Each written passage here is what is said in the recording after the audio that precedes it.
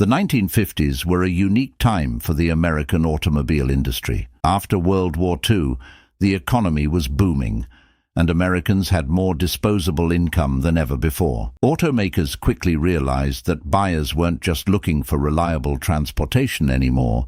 They wanted status, comfort, and a car that stood out from everything else on the road. Cadillac, Buick, Chrysler, and other manufacturers responded by pushing luxury to new extremes. Cars became longer, wider, more powerful, and covered in chrome. But at the very top of the market, a different kind of American car began to emerge. These weren't built for the average buyer. They were designed for people who wanted the finest car money could buy, regardless of the price. Produced in tiny numbers and packed with expensive features, these automobiles cost far more than ordinary American cars. And among them were some of the most extravagant and expensive machines America had ever built. If there was one American car that showed just how far luxury could go in the 1950s, it was the 1957 Cadillac Eldorado Brougham. With a price of around $13,000, it was one of the most expensive American production cars of its time. To put that into perspective, the average new American car cost only a fraction of that amount.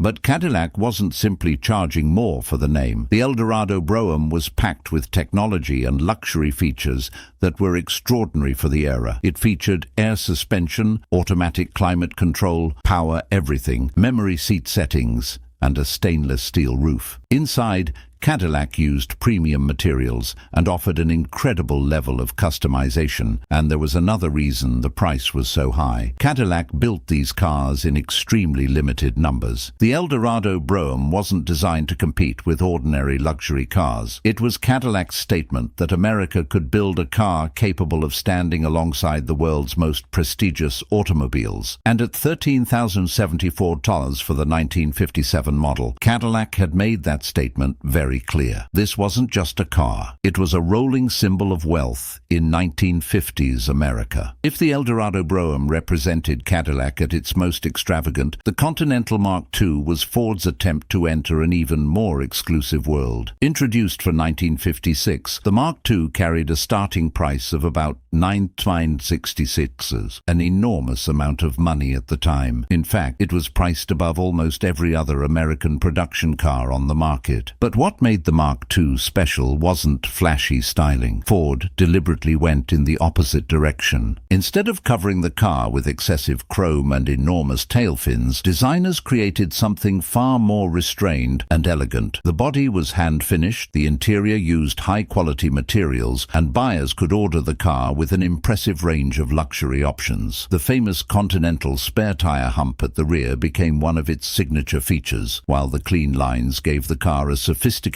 appearance that still looks expensive today. But there was a problem. Ford reportedly lost money on every Mark II it sold. The car was simply too expensive to build, and there weren't enough wealthy buyers willing to pay for it. Only around 3,000 examples were produced for 1956, making the Continental Mark II not only one of America's most expensive cars, but also one of its rarest. It was a spectacular car, but it proved that even in America's booming 1950s, there was a limit to how much people were willing to pay for an American automobile. By the early 1950s, Cadillac wasn't the only American automaker chasing wealthy buyers. Buick wanted a piece of that market too, and in 1953, it created one of its most extravagant cars ever built, the Buick Roadmaster Skylark. The Skylark was created to celebrate Buick's 50th anniversary, and it was anything but an ordinary Roadmaster. With a price of around $4,000, it was considerably more expensive than many other American cars of the period. But Buick gave buyers plenty of reasons to notice it. The Skylark featured special convertible bodywork, a powerful V8 engine, unique trim, wire wheels, and a luxurious interior. Even the windshield was lowered and the body redesigned to give the car a more dramatic appearance. Only about 1,690 Skylarks were produced, making it extremely rare even when it was new. But the Skylark also revealed something important about 1950s America. Wealthy buyers were willing to pay a premium for exclusivity. You weren't simply buying transportation anymore. You were buying a car that told everyone on the road that you could afford something most people couldn't. But expensive American cars of the 1950s weren't always about soft rides and elegant interiors. Some combined luxury with serious performance. One of the best examples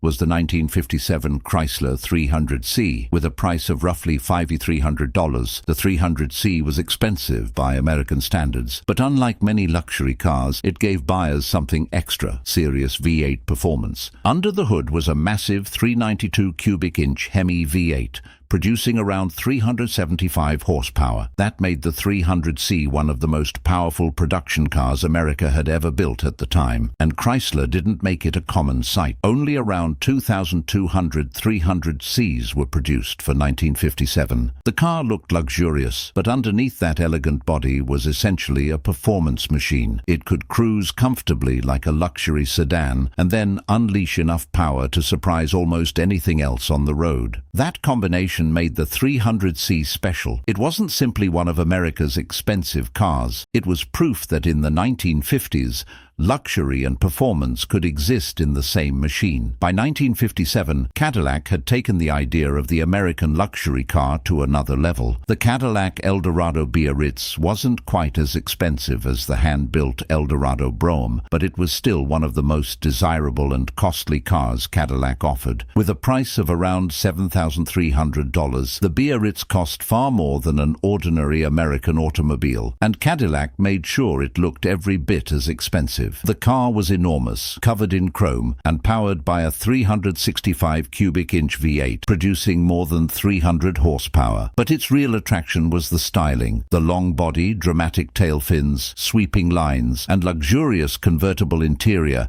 made the Biarritz look like something designed specifically for Hollywood. And unlike the Mark II, Cadillac understood that buyers weren't necessarily looking for subtlety. They wanted their money to be visible. The Eldorado Biarritz delivered exactly that. It represented the era when American luxury meant more chrome, more power, more size, and more attention. And for wealthy buyers in the late 1950s, few cars made a bigger statement. Cadillac wasn't the only American manufacturer chasing the ultra-luxury market. Chrysler had its own weapon, the 1957 Imperial Crown convertible. With a price of roughly $5,400, the Imperial Crown sat firmly in the expensive end of the American market, and Chrysler gave it the size and presence to match. The car was enormous, with dramatic tail fins, acres of chrome, and a powerful 392 cubic inch Hemi V8. Inside, buyers got a level of comfort and equipment that was designed to compete directly with Cadillac. But what made the Imperial interesting was its identity. Chrysler wanted Imperial to stand on its own as a genuine luxury mark rather than simply being seen as another Chrysler. The company was trying to convince wealthy Americans that they had another choice besides Cadillac and Lincoln. The Crown convertible became one of the most impressive expressions of that ambition. It was powerful, extravagant, and rare, exactly what wealthy buyers wanted in the late 1950s. But despite all that luxury, Chrysler would soon discover just how difficult it was to challenge Cadillac at the very top of America's luxury market. By the late 1950s, Buick had turned size into an art form, and at the top of its lineup sat the Buick Limited, a car built for buyers who wanted maximum space, maximum comfort, and maximum presence. The 1958 Buick Limited was one of the largest and most extravagant Buicks ever produced. Its massive body was covered in chrome, while the interior offered the kind of comfort expected from a high-end American luxury car. Under the hood was a huge 364 cubic inch V8, delivering around 300 horsepower. But power wasn't really the point. The Limited was about arriving in style. It was long, wide, heavy, and unmistakably expensive looking, and at roughly $5,000 or more depending on body style and equipment, it sat far above the price of an ordinary family car. But there was a problem with this kind of excess. The late 1950s were beginning to bring economic uncertainty, and America's appetite for enormous luxury cars wouldn't remain unlimited forever. The Buick Limited represented the peak of the era, just before the American luxury car began to change. Another car that deserves a place on this list is the 1957 Cadillac Eldorado Seville. Priced at roughly $7,300, the Seville was positioned near the very top of Cadillac's lineup. It shared much of the same engineering and styling philosophy as the Biarritz, but offered a more formal two-door hardtop design. The Seville combined Cadillac's massive V8 power with an interior designed around comfort and prestige. Buyers could expect power accessories, premium materials, automatic transmission, and the unmistakable styling that made a 1950s Cadillac impossible to ignore. But what really separated the Seville from ordinary American cars was exclusivity. Cadillac built only a limited number of them, meaning that seeing one on the road was a rare event, even during the 1950s. And that's what these expensive cars had in common. They weren't simply expensive because they were bigger or more powerful. They were expensive because they offered something ordinary cars couldn't: exclusivity, craftsmanship, and the feeling that you were driving something built specifically for people at the very top of the market. If the Eldorado represented glamorous personal luxury, the Cadillac Fleetwood 75 represented something different: the ultimate American luxury limousine. The Fleetwood 75 was built for buyers who wanted enormous space, exceptional comfort, and the prestige that came with arriving in a Cadillac. By the late 1950s, these cars had grown to extraordinary proportions. They were powered by large V8 engines, offered luxurious interiors, and could be equipped with features that were considered remarkable for the era. But the real selling point was its presence. A Fleetwood 75 didn't simply take you somewhere, it announced that you had arrived. And unlike a normal family sedan, this was a car designed around passengers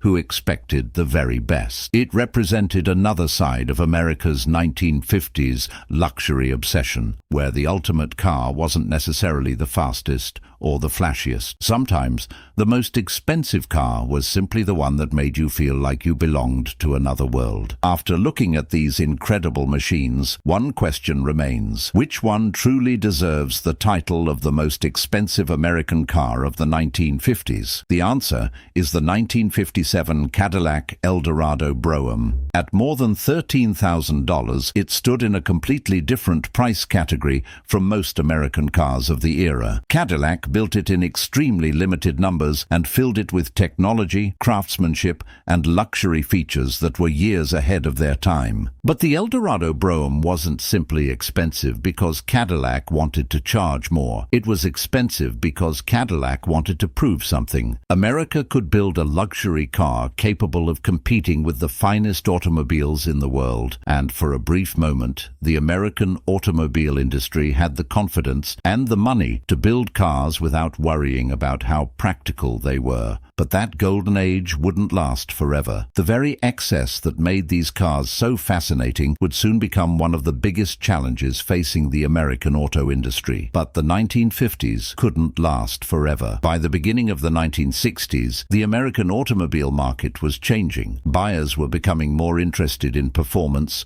practicality, fuel economy, and value. The enormous fins, acres of chrome, and ever-growing bodies that defined the late 1950s were beginning to look excessive, and the economic picture was changing too. Cars that once represented prosperity could suddenly look like symbols of waste and extravagance. Automakers had to rethink what luxury meant, and customers were no longer willing to pay enormous prices simply for size and decoration. The era of the giant American luxury car wasn't completely over, but the idea that bigger and more expensive automatically meant better was beginning to disappear. And that's what makes these 1950s cars so fascinating. They weren't just expensive automobiles, they were the final expression of an America that believed there was no limit to how big, powerful, and extravagant a car could become. Today, many of these cars are remembered not because they were practical, but because they represented something that has almost disappeared from the automobile industry: the willingness to build something outrageous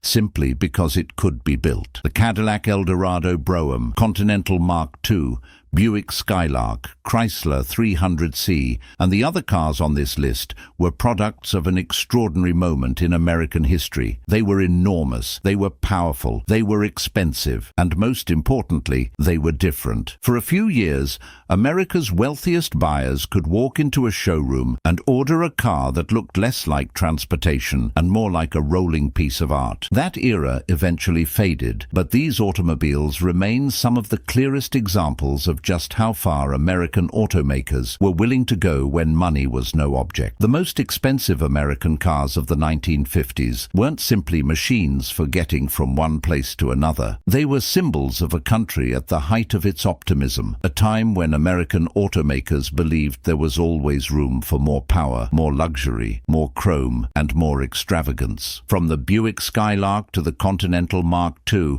and from the spectacular Eldorado Biarritz to the incredible Eldorado Brougham, these cars showed what happened when price became almost irrelevant. Some were commercial failures, others became icons, but all of them left behind something that money can't easily reproduce today, a sense of occasion. And perhaps that's why these cars still fascinate us, because in the 1950s, if you had enough money, you weren't just buying the most expensive car in the showroom, you were buying the biggest, boldest expression of the American dream. Which one of these 1950s American luxury cars would you choose if money were no object? Would you take the outrageous Cadillac Eldorado Brougham, the elegant Continental Mark II, or one of the massive luxury machines from Buick, Chrysler, or Imperial? Let us know in the comments, and if you enjoyed discovering the most expensive American cars of the 1950s, subscribe to Vintage Steering for more stories about the forgotten legends, incredible machines, and unforgettable cars that shaped American automotive history. Thanks for watching, and we'll see you in the next one.